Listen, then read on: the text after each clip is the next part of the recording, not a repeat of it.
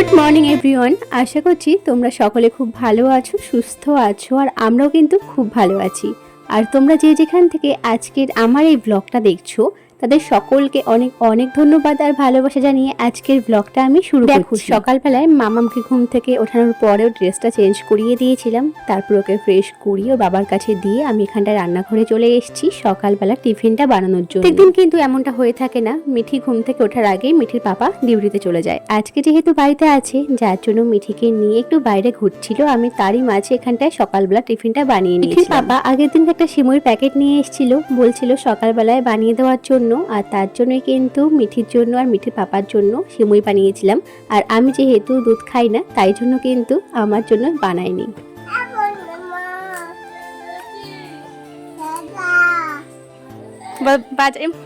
মাথায় মাছি বলেছিল টাটা মা। আম্মাম চলে গেছে বাবার সঙ্গে একটু ঘুরু করার জন্য, আর আমি দেখো এখানটায় আমার টিফিনটা বানিয়ে নিচ্ছিলাম। আমি যেহেতু দুধ দিয়ে সিমুই খাই না তাই জন্য কিন্তু শুধুমাত্র জল আর চিনি দিয়ে কিন্তু আমার জন্য টিফিনটা বানিয়ে নিয়েছিলাম। আর এই দেখো এই টিফিনটা কিন্তু আমার বরমশাইয়ের জন্য ছিল। সকালবেলায় সবার টিফিন করা হয়ে গেছে, এবার রান্নাটা বসাতে লাগবে, তো তার আগে কিছু বাসনপত্রগুলো ছিল সেগুলো ধুয়ে নিচ্ছি।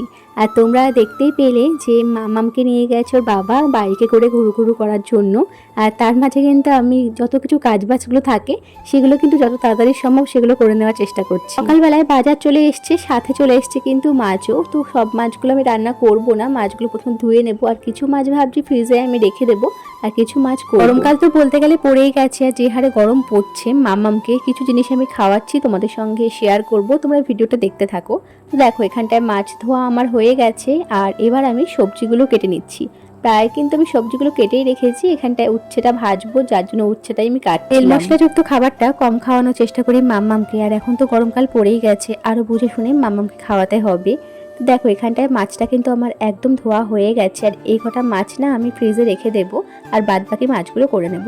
এখানটায় আলুর খোসাটা আমি ভেজে নিচ্ছিলাম, বাটবো তাই জন্য। আর এখানটায় রয়েছে লাউ আলু, তো লাউ দিয়ে আলু দিয়ে একটু মানে অন্যরকম একটা তরকারিটা বানানোর চেষ্টা করছি। যেহেতু আমার বরমশাইরা একদমই লাউ খেতে চায় না, পছন্দ করে না, তো তার জন্য একটু অন্যরকম ভাবে করার চেষ্টা করছি যাতে সে একটু হলেও খায়।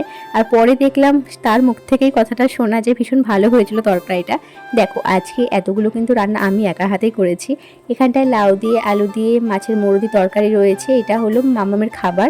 আজকে একদম হাতে সময় ছিল না যার জন্য আলু চচ্চড়ি করেছিলাম মাছ দিয়ে। আর এখানটায় রয়েছে উচ্ছে দিয়ে ডাল, আর এখানটায় রয়েছে মাছের ঝাল রাঁধুনি বাটা দিয়ে, আর তোমরা আলুর খোসা বাটা দেখেছো। এগুলি হয়েছিল দুপুরবেলার মেনু।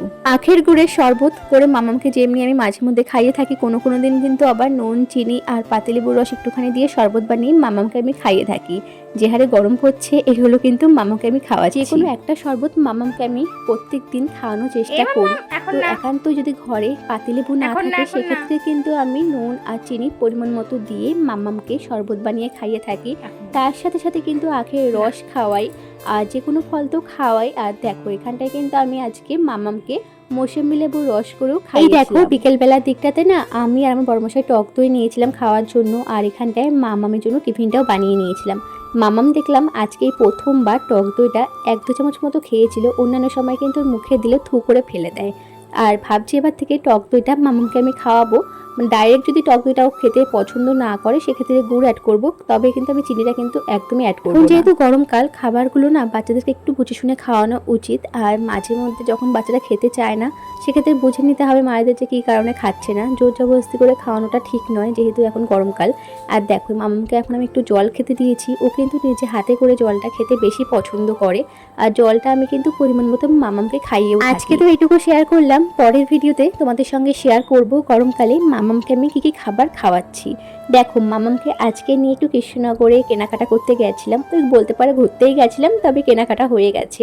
এখানটায় 2টো কুর্তি আছে, আর মামামের জন্য না কয়েকটা জামা কিনেছিলাম, প্যান্ট কিনেছিলাম, আর একটা স্কার্ফ ভীষণভাবে পছন্দ হয়ে গেছিলো সেটাও নিয়ে নিয়েছিলাম। তবে চলো আজকের মতো ব্লগটা এইটুকুই, দেখা হচ্ছে নেক্সট ব্লগে। ততক্ষণের জন্য তোমরা ভালো থেকো, সুস্থ থেকো, টাটা।